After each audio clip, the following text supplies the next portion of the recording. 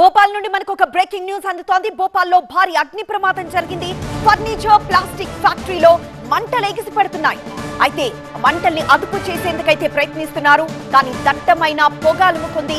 దీంతో స్థానికులకు తీవ్ర ఇబ్బంది తలెత్తుతోంది. మంటలు ఆర్పేందుకు గంటల తరబడి ఫైర్ సిబ్బంది శ్రమిస్తున్నారు.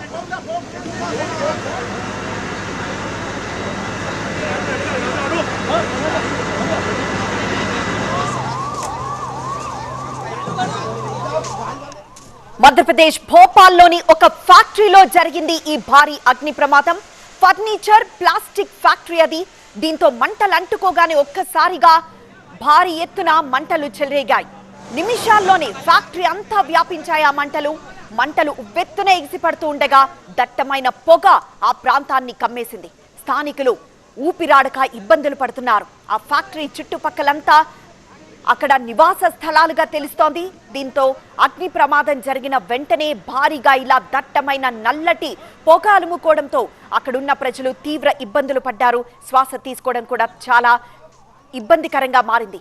అయితే సమాచారంతో స్పాట్ కి ఫైర్ సిబ్బంది చేరుకున్నారు. మంటలను అదుపు చేసేందుకైతే ఇంకా ప్రయత్నిస్తున్నారు.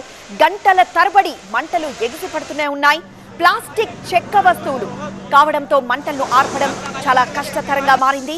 ఈ ప్రమాద ఘటనలో భారీగా ఆస్తి నష్టం జరిగినట్లు తెలుస్తోంది. ప్రమాద సమయంలో ఫ్యాక్టరీలో ఎవరైనా ఉన్నారా, ప్రాణ నష్టం జరిగిందా అన్న విషయాలపై ఇంకా క్లారిటీ రావాల్సి ఉంది.